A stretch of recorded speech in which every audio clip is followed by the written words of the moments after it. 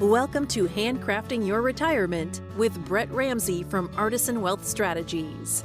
In this podcast, we help retirees as well as those who are considering retirement overcome generic wealth management advice that limits your future. We do this by handcrafting customized financial strategies centered on your unique lifestyle. Jump on board for this journey where we delve into strategies that can help make your money outlast you, as Brett draws from years of experience with guest experts to eliminate cookie-cutter saving strategies.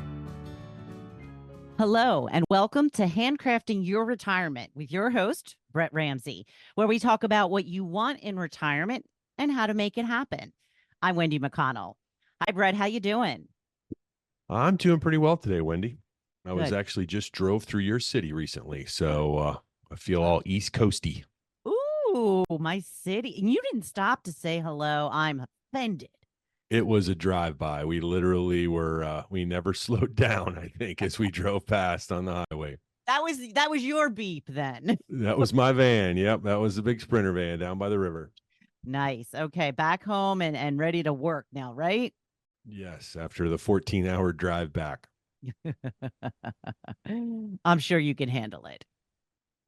It was a long day, but, I think that it's a time in our life where some things are starting to change in our family circumstances. And I think that this may be something that people can relate to. And it's a little bit about our topic today is, we're empty nesting now. Our youngest played in his last lacrosse tournament. And so I went back and looked at the photos from 9 summers ago and thought about all of the times that we were out in the sun and enjoying it. And now that's come to an end. And I think everybody can kind of relate to that feeling, right? Of just when something is changing and things aren't quite the way that they used to be. And for me, to be honest, that's a happy time. I'm excited for what's next, but it's also a little sad, right? Is you've just enjoyed these times together and the memories that you've made. And a lot of what we do in financial planning is to plan for those exciting future events. But then there's sometimes where phases of our life come to an end and things need to change. And that's today's topic. And that's, Dean and I have both had experiences with some of our clients where we've had to live through those tough times where their abilities to continue to plan for the future aren't there anymore. And so these are the hardest conversations that I have to go through with clients, is just that transition. So today we want to kind of talk about some of those hard conversations and then share a few of the stories that Dean and I have had together with some of our clients, just to kind of let you know that we care, that we know that these things can happen. They don't happen to everybody, but when they do, you have to be prepared for them, because it is a big challenge, not only for our clients, but for our clients' families, for those people that step in and start to take care of their loved ones. And so, like I said, kind of a somber topic's not one of my faves, but one that we definitely have to talk through, because we've just experienced some things recently that just highlight why this is such an important topic. So joining us today is Dean Moorefield, and he's going to be having this discussion with us today. So welcome, and thank you for being here, Dean. Thank you. Good to be here. I'm going to kind of jump in and ask Dean a question about a recent scenario with one of his clients. And like I said, I think this is kind of help us talk about the strategies around some of these things. So, Dean, I know one of the clients that you had actually kind of got scammed, right? And got some of her finances taken away by somebody that wasn't a loved one, that wasn't difficult. And that was really hard for you. I know you and I talked quite a bit about the right way to handle that. Maybe you could just kind of share with our audience a little bit about the scenario that you went through, and then we can kind of talk through some of the steps and talk about these types of things, because I've had similar things happen to my clients. Yeah. I assume you're talking about the love scam? Yes. Okay. I think it's always interesting because there's so many different ways that people try to appeal to the emotions of typically seniors, but people who are struggling mentally. And I did have a gal who you wouldn't have thought that she would have been the age to have had some issues, but she was lured into a love scam and ultimately gave away about $2 million. Yeah, it So was just a heartbreaking scenario. I mean, because it wasn't all at once either, right? This happened over a period of time, right? Where there were several withdrawal requests, and just kind of walk us through some of the things that you had to do to try to protect her. I think if you go back to the start, I believe that she really started off with maybe a little abuse by kids because she was a giver and she wanted to help them, and she had um, she had acquired her money from a death claim from her husband. Her husband was killed on the job, and so she got this substantial amount, and it was enough to really take care of her forever. And we had done quite a lot of planning, and she was very well taken care of, and even taken care of to the extent that she helped her three grown children um, pretty substantially. One scenario where she helped one of the children, they asked to help her or asked her to help them start a business, and she came to me, and we discussed it, and it, to be honest, it just didn't make sense to me because the guy just didn't have any experience in the business. They didn't have any experience in the business, and it was a sizable amount of money. But anyway, she went ahead and loaned him the money, and it was about a year, and it was gone. The business was shut down, and it wasn't any good. And so, kind of as the intro to what ultimately happened was, she called me one day and she said, "Hey, Dean, I need some money, and I don't want to tell you what it's for." Okay. And to be honest, and I didn't take offense to that because I knew that she was maybe disappointed or embarrassed a little bit because of the investment in the side business that didn't work. And to be honest, it was a chunk, but it wasn't a dramatic piece of her portfolio. And so I told her, I said, "Okay, well, where am I sending this?" She said, "No, just send it to me. I have some things I want to do, and I plan on putting it back." And so I did, and it was a smaller amount. And I say smaller, but it was maybe $30,000. And so that's how it started. Sometime later, she called back and she said, "Dean, I need a little bit more." And the number went up, and it went up to another $70,000. And so that happened, and a few weeks went by, and it was always in a hurry. And I said, "Are you okay?" And she's like, "Yes, I'm doing some other investing, and I just need to get this money. Can you wire it to me?" And so I wired it to the bank. And so, um, and then the number went up again, and it got to a couple $100,000. And so then it sat for a while.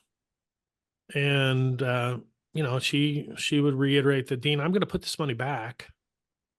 My plan is that, uh, it sounded like it too good to be true, but I think I'm going to double my money. I'm going to put it back and it'll all be good."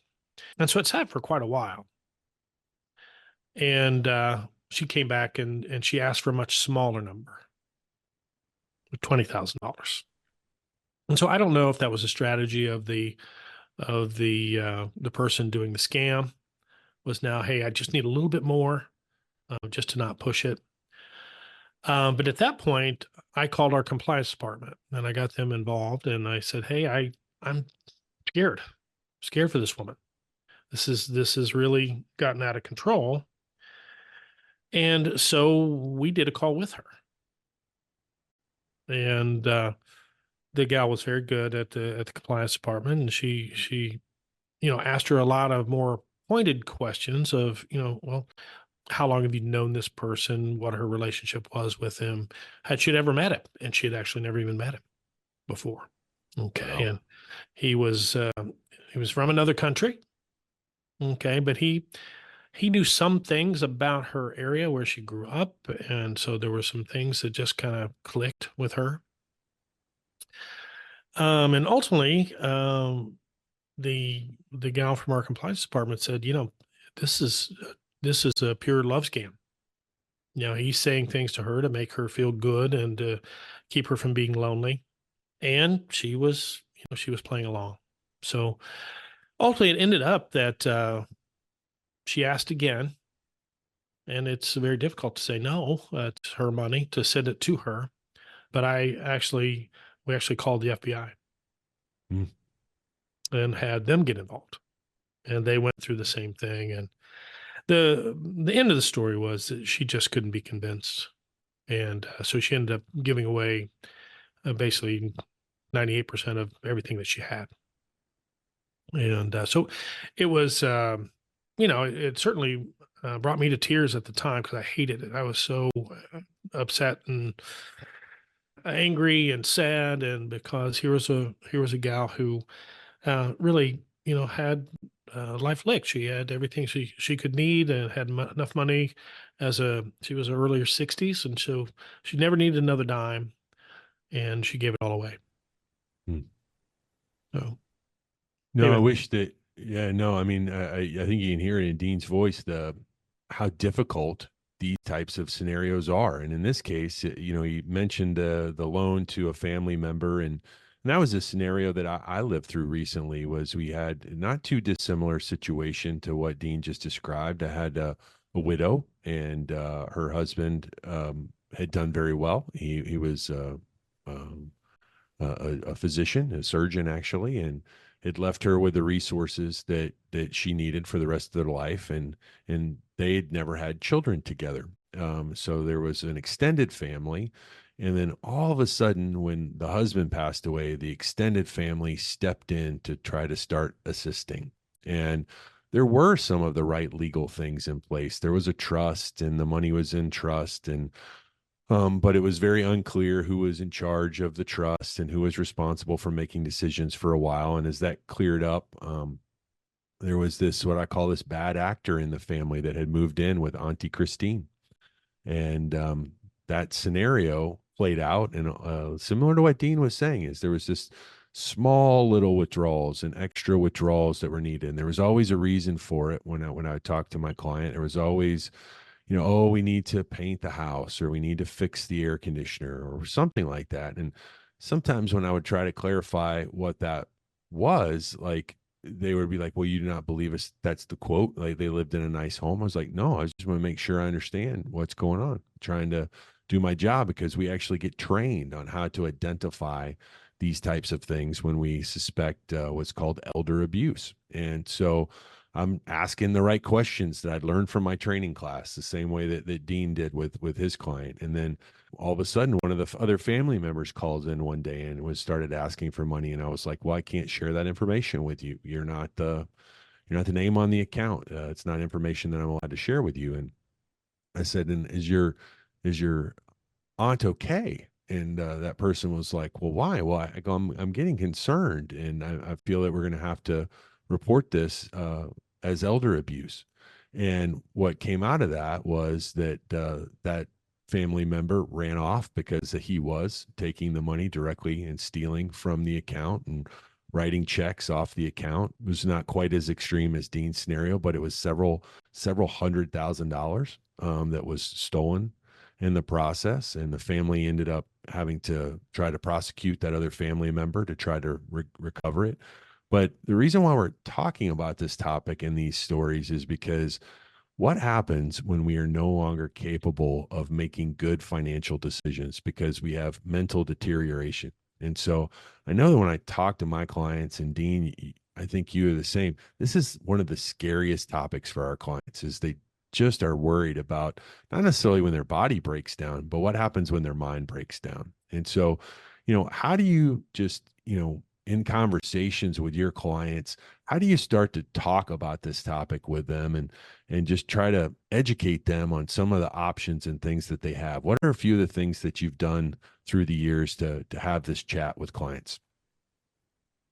I think that's always an anxious topic, but I think you have to be courageous enough to bring it up and question, hey, this is last time we got together, we weren't thinking this way. And like I said, it could have been a bad day. It could have been a lot of different issues, an emotional family meeting that caused, some changes in decision making. But I do think that you have to be willing to say something, and that's hard. That's hard because, especially if you've had them for a long time and, things like that come on gradually. So you don't really notice it, but then all of a sudden you're like, hey, that just doesn't jive with what she normally does. And so I think that's the first thing is you have to be willing, and then you have to also then start to include other people, and talk about, well, who's your power of attorney, and if we haven't had a discussion, maybe we should have a discussion with the power of attorney because I've not met them, or if they've marked a trusted contact on their paperwork, when they set up their accounts, is like, hey, I've never met Mary, let's why don't we have a conversation with her. So I think it just comes back to, one, you got to first identify that it's an erratic behavior, and sometimes I think it's maybe not as obvious as you might think. And then you just got to get the people involved that are her support group to make sure that everything is okay. Yeah. I know that I know a lot of times, their mindset will change from day to day. And so again, it could be just having another meeting. So, well, let's retouch on that, in a week. Make sure you still want to do that. So I Right. think that's kind of the thing. Well, Dean brought up two particular tools that we use that I don't think I think words and phrases that we are common and used to using in our profession, but I don't think people really understand what some of these things really mean for them. So he talked about two things. One is what I call is the simplest form, which is called a trusted contact. So we can actually list on an account someone that is the trusted contact. It doesn't mean that they can make financial decisions for you, but if we see behavior that is no longer in alignment with what Dean had said of like what the plan was, what we had talked about before, kind of gives us permission to reach out to that person and engage with them and say and check on our client and say, is everything okay? Because we don't get to see your life on a day-to-day basis, right? We see snapshots when you come into the office or when you share pictures with us on the Facebook page or things like that. So sometimes it can be quite a while and we just haven't seen you, and things have changed physically for you. Maybe you're not as mobile as you were before, and things are different, and we need to update that. So part of that is just knowing what a trusted contact is. And now that's something that we really strive to have a trusted contact listed for every single client. But the next thing that he talked about is this thing called power of attorney. And you're going to hear it's a legally term, but it's this person that steps in and can start making decisions on your behalf and actually taking action for you. And I think this is a tricky thing. And Dean brought up this idea of, hey, I know you have this person listed, but when do they actually start doing the job of being your power of attorney? And so what triggers that? And so those are conversations that we absolutely need to have and to get to know them so that we know when they need to step in. So I know I'm dealing with a scenario right now where we have a medical power of attorney, the person that's making the medical decisions for their mother, but the financial or fiscal power of attorney is a different person. And there's different rules and different roles that are played there. So, I mean, maybe you can explain, Dean, to someone like where you've had that power of attorney that's had to step in and start making financial decisions for a client, and kind of how and when they started engaging in that process, and just kind of what, kind of that transition was like from, maybe your client making all their own decisions. Now it's kind of like a group effort. And then eventually it might transition all the way to the power of attorney 100%. I think that's going to be different in every case, but sometimes you'll have a family meeting, and you'll talk with the bigger group, and we won't really get the power of attorney necessarily involved, but then we'll have more conversation with the entire group and make sure that we're looking after mom or dad and what happens. Um, I do think that there becomes a time prior to like guardianship or something like that where somebody takes over that, I've got one gal, and she actually just passed away, well, within the last couple of months. And all of a sudden, it became obvious that she was not capable of making decisions. And I think for me, that was the time that I was a little more bold in trying to get with her people and say, okay, hey, we need to make sure that somebody's keeping a better eye on this. Okay. I think the hard part for the client is they don't want to admit it, certainly, because then that's got a whole new set of ramifications that come around.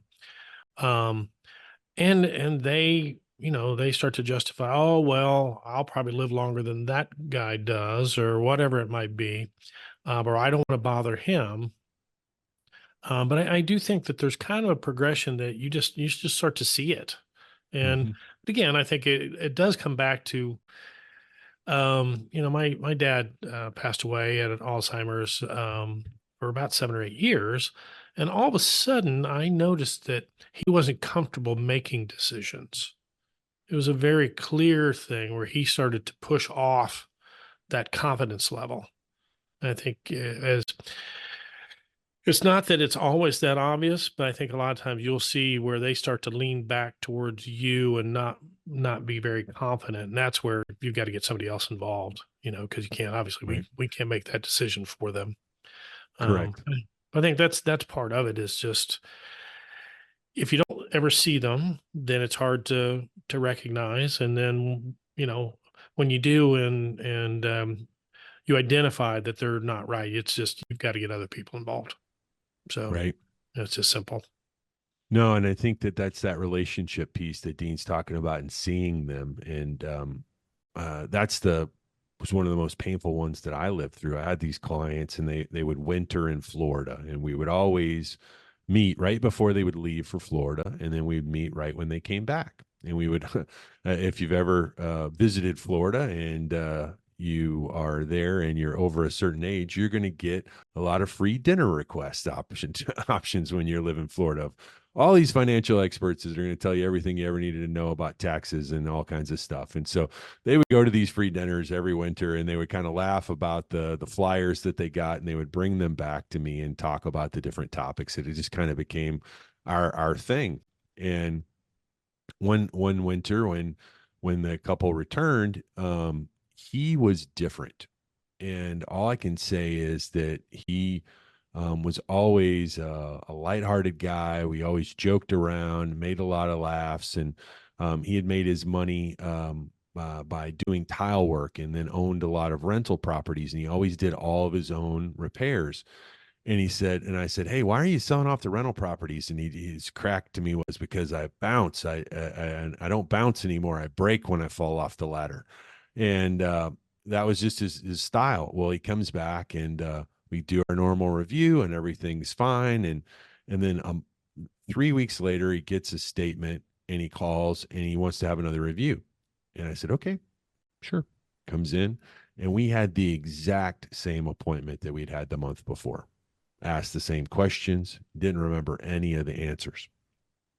And I could tell his wife was with him, and she had this concerned look on her face. And he had never said a mean word to me in 6-7 years. And all of a sudden he cursed at me and got really upset and ran out of the room. And his wife was in tears. And she goes, he just gets so angry, Brett, because he can't remember. And he knows he should be able to remember. And I said, okay. I said, I'm all right. It didn't hurt my feelings. I mean, I get it. And so he comes back in, he apologizes, and we're all good. 1 month later, he calls back again, wants to have another review, comes in. It's the exact same appointment, the third month in a row.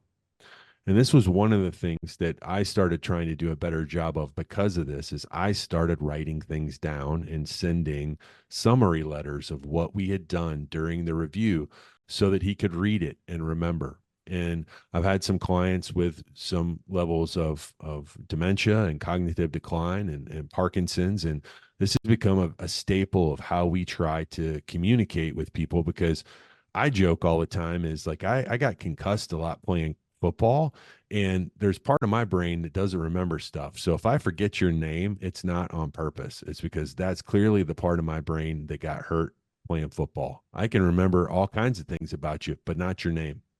And I don't know why. and that's how my brain works. And so as we decline, as we age, we're just going to all handle this different.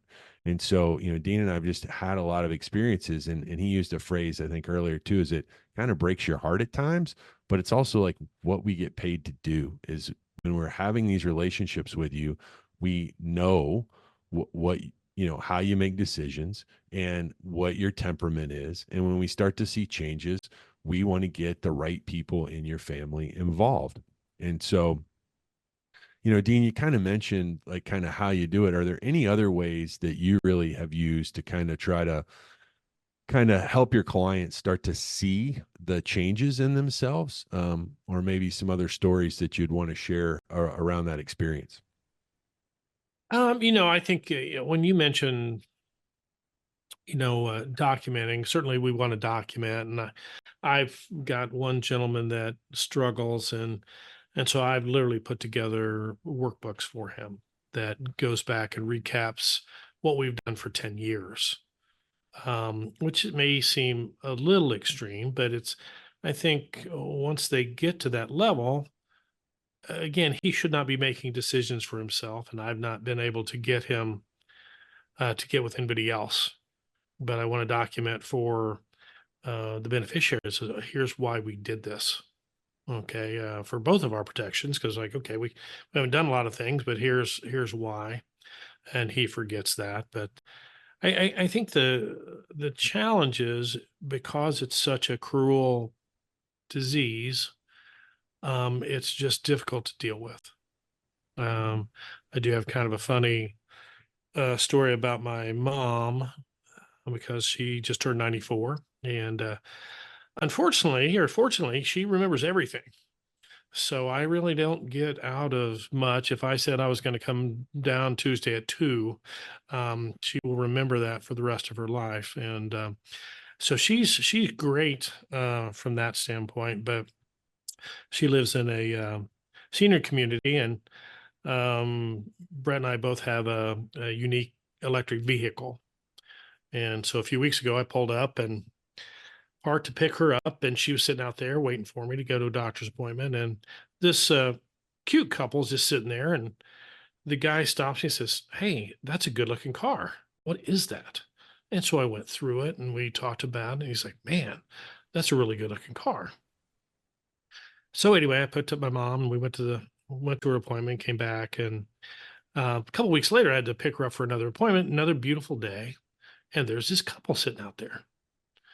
And so I walk up to the door to go in. And he's like, "Hey, that's a good looking car." And I look at his wife and I'm like, "Didn't we just have this conversation a couple weeks ago?" And he looks at me and he smiles. He's like, "Yeah, that's why I'm here." And so he was good with, he understood that he didn't remember some things, but I think the challenge is we all have our own pride, and we want to be able to take care of ourselves. And sometimes, we need somebody else to step in. And I always, my mom jokes because she gets all the phone calls that all the seniors get. And she's like, "I have no idea where my money is. Here's my son's phone number." And that's her answer to any call if they're requesting for donations or anything like that. So, but it's a terrible thing. And, all we can do is try to do our best to document and protect and keep them on track with what we know was their original plan. So Right. anyway, that's the deal. No, and it is. And I think that's a segue to our next episode is I'm actually doing some research right now. And I'd mentioned that part of this is my own journey is that although I'm in my early 50s, my brain doesn't work the same way that it used to.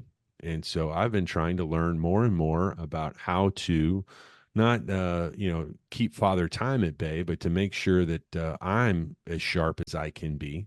And we actually have come across a tool that we're learning about right now, but that we think will help us at least understand our clients as they're changing. And so I'm going to give you a quick example. It's called the baseline test. And I learned this because of my children now. I mentioned I had some concussions playing football, right? Well, we didn't know that back then. We just called getting your bell rung, and if you could get up, you got up and you played.